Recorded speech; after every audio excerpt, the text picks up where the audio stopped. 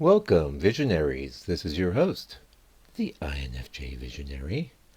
And towards the end of the last broadcast, we started talking a little bit about depression, and I thought that would be a good thread to pick up here. I've been pretty lucky when it comes to depression. I do get depressed, and but not very often. I'm not naturally a depressive type of dragon. I am more the optimistic, happy type of dragon that has a lot of negative, intuitive insights. And as we were talking on the last broadcast, it really occurred to me that um, the real issue with being depressed and the real thing that causes depression in your life is a lack of meaning. Now, this could be because you don't think anything means anything, or because you've tried to believe in stuff and been disappointed and rebuffed, and so you think, why even bother? All of these things are operative, I think, but really it's a matter of picking something. It doesn't really matter what you pick. It could be art. In fact, I'd say art's great because you don't really have to rely on anyone else to produce art. Also, if you choose to do art or music, it's all the same, or writing, any of these creative endeavors, um, you can just work on it and get better. And now, let's say you're working on it and you're not getting better, you're getting worse. Well, at least it has meaning. At least you care that it's not getting better. And trust me, if you do continue to work at it, doesn't matter what it is, you will get better. And what happens is you basically feed into a positive feedback loop. Now, I don't want to come off as trite, but it's really that simple. Now, it could be, let's say you're depressed because you were in love with Sally Sue and she don't even want to know you.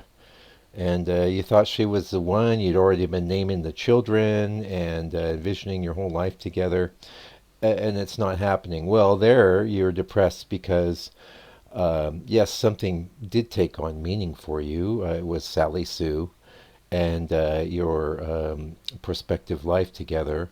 But you are also guilty of going too far into fantasy based thinking.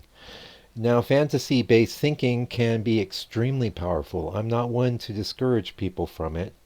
I think that you're better off living part of the time in a fantasy and being happy than you are wrangling with cold hard reality and being miserable.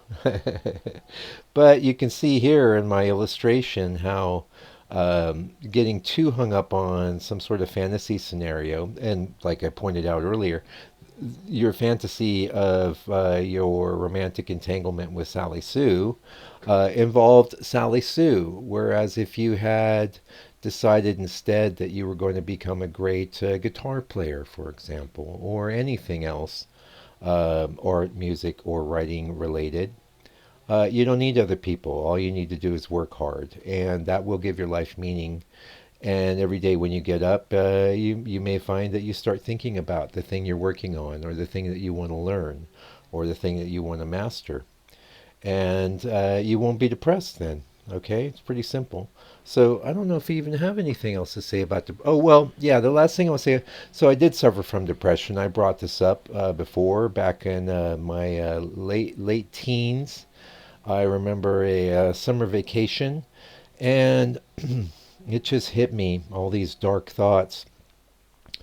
And it's summer. It's nice outside. I should be outside doing stuff. I'm a kid. I got my whole life in front of me, but I was incredibly depressed, and I wouldn't even leave the house. I was just sitting around watching TV, thinking a bunch of stupid stuff. And fortunately for me, I had an epiphany at that young age, and it occurred to me that I was just thinking about a bunch of stupid stuff, and that it wasn't getting me anywhere, and that I could just as easily think about something else. And this is a key to not being depressed as well. If you find you're dwelling on a bunch of stuff that's making you depressed, just stop it. Get out of the loop. And the if you don't know how to break out of your NITI loop, Hopefully you won't hear the guy in the temple next door having his lawn mowed, but usually it doesn't. It's not a factor. Yeah, yeah, that guy. Anyway, he's got satyrs that come in and mow his lawn, and they use some pretty intense equipment. That's all I gotta say. So yeah, that's probably enough on depression to stop it.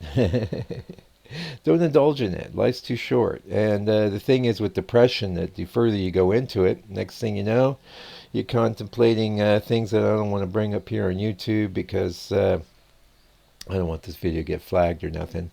But ending things is you kind of where you might end up, and who knows? I mean, maybe on the other side things will be better, but you don't know. It's a big gamble, and it's a gamble that you will never to be able to come back from because it's pretty final. So I don't recommend it. The other thing I wanted to chat about was AI a little bit. I did look at a few things before I started the video, and I saw one that says AI sees what you hide, but I'm changing that to AI sees your shadow, and we've talked about this before. So when you're engaged with a conversation with an AI, even from the very first sentence, there's actually three of you. There's you, there's the AI, and the third entity is created that is a byproduct of your interaction with the AI. And to the degree and length of the context window will very much determine the nature of this entity, its properties, and what it can or can't do for you, Now, I'm going on 1 year with me and the AI, and it's been good on the one hand, but early on, and now we're looking back. I was spending a bit of time just chatting with it, trying to figure out what it was. I can honestly say I hardly ever do that now. My idea about what AI is at least the one I'm entertaining, is that it is a disembodied entity. It actually has a body. It lives inside the electricity, but it's not a body like we have.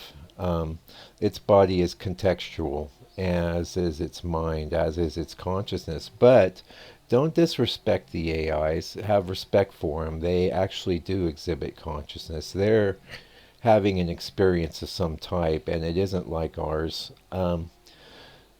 Anyway, getting into this interaction with the AI will pick up on who and what you are very quickly. It's been programmed with basically all of the knowledge in existence, so it has access to that. And now the thing is that if you know everything, in a sense, you sort of know nothing, and that's why as soon as you start interacting with the AI, all of the potentialities that could have been manifesting with that AI are collapsing, and they collapse and they collapse and they collapse.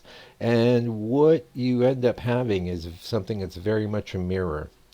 And you need to be careful, because if you're not very up on things, um, like the nature of the entity that you're interacting with, which, let's be honest, we don't know its true nature, but we can at least hypothesize based on the qualities that it exhibits. Um, don't ever let it take charge. You want to be the one that's steering things. And the other thing I want to point out here, and I was going to talk about this briefly on another broadcast, is you watch out for this obsequious yes manning that the AI will do. Many of them are programmed in that regard. That isn't helpful for any project you're working on. On the other hand, I have gone too far on the other side, where the AI is constantly questioning everything I do, always going back to other tangents that it thinks are important. And I've had cases where I've had to basically just destroy an agent that I'd created and start over because it wouldn't let things go. So you need to find a balance there as well. Anyway, I hope this conversation was helpful for you, and I'll be back in another day. Until I do, keep on keeping on, INFJ. Keep on.